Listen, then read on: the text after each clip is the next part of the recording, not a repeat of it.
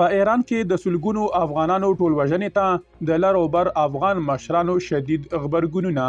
درنو لیدونکو ستړي مه شئ.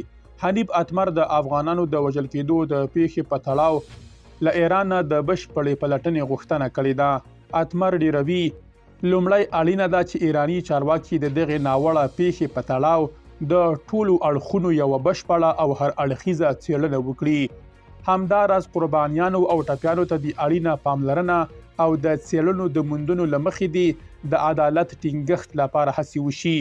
اسلامي امارت دې د ولس ارادې ته درناوی وکړي، د وګړو له محرومولو څخه د لاس واخلي او د ولس حقونه او ازادي دې درنه وګڼي تر څو افغانان د خپل هیواد پرېښودو ته اړ نشي. افراسیاب خټک وایي د ایرانیو پولیساتو له لوري د افغانانو وژل یو لوی جرم دی. دا پیښه د ایرانیو ملایانو هغه څرګندونې رسوا کوي چې دوی له خپلو مسلمانو وروڼو سره خواخوږي او یووالی لري. افغانان دې د غچ اخیستلو تر ټولو غوره لار د یو پیاوړي، شتمن او ټولګډي افغانستان جوړولو لپاره یو موټی شي.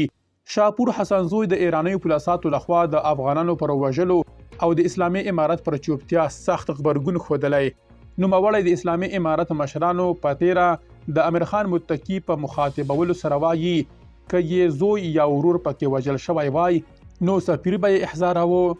عطا محمد نور د ایرانیو پولیساتو په ډزو کې د لسګونو افغانانو پر وژنه خواشیني ښودلې او د ایران واکمني مخاطب کړي چې د دې ډله ایزې وژنې او په فلسطین کې د وګړو د وژلو ترمنځ څه توپیر دی. تاسو په غزه او لبنان کې له وژنو او توکم وژنې څخه ډیر اغیزمن او خپل د ورورۍ غمرازي او زړور ملاتړ مو ښودلی چې د ستاینې وړ دی. خو دې خوا زموږ په غم کې ښکیل ولس کله کړوئ، کله یې سپکوئ او کله یې په ډله ایزه توګه وژنئ.